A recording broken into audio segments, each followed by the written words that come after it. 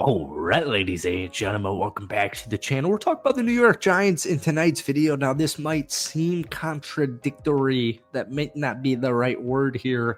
But a couple of days ago, we saw that Rams Matthew Stafford has been given permission to talk to other teams. And the New York Giants, of course, have been linked to him. Now, New York's quarterback situation is kind of complicated because there's no quarterback under roster for this upcoming season. Obviously, Danny Dime Jones is not on this roster. Drew Lock's a free agent. Tim Boyle's a free agent. Tommy DeVito is a free agent as well. Free agency is like 2-ish weeks away from the time of this recording. And then 2 days ago, the Athletic's Dan Dugan noted that the Giants' rumored interest in Stafford makes perfect sense, particularly if they aren't married to the idea of selecting a quarterback with the number 3 pick in the 2025 draft. Now, as Giants fans who've been watching this channel for the last couple of weeks, because I have a very firm opinion on this, I think he's redacted. I think this is absolutely ridiculous. I'm very confused why people think it is a perfect fit for Matthew Stafford at 37 years old to join the New York Giants, who just won a whopping 3 football games this past season. It makes genuinely zero sense to me.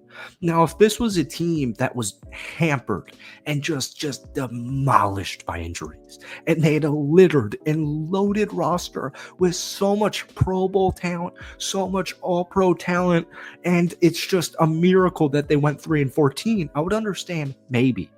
But with the number 3 overall draft pick, I have no idea why they would trade that or use that in a trade for Matthew Stafford.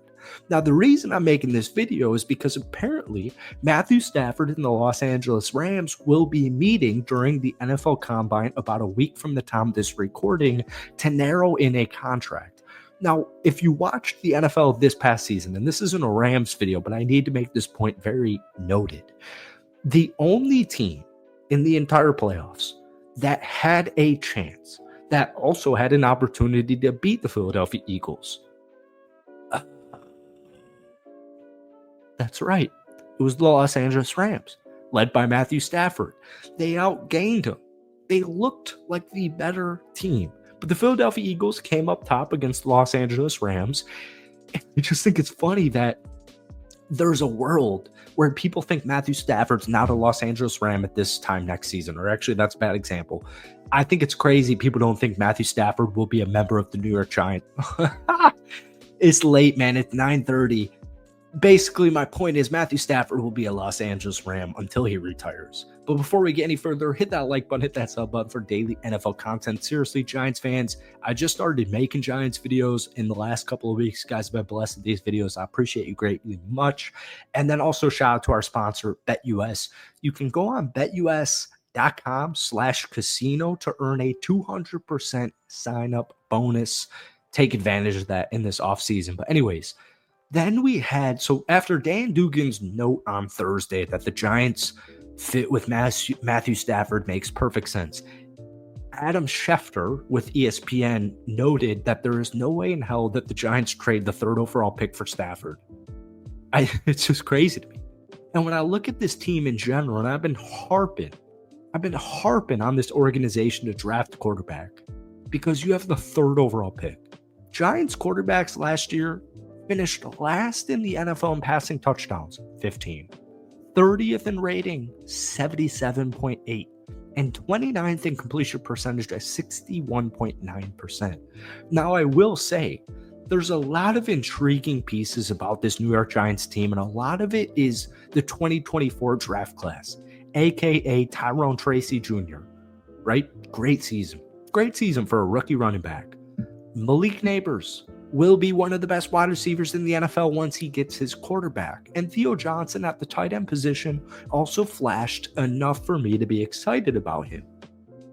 I don't really understand why Matthew Stafford in any way, shape, or form is associated or linked to the New York Giants.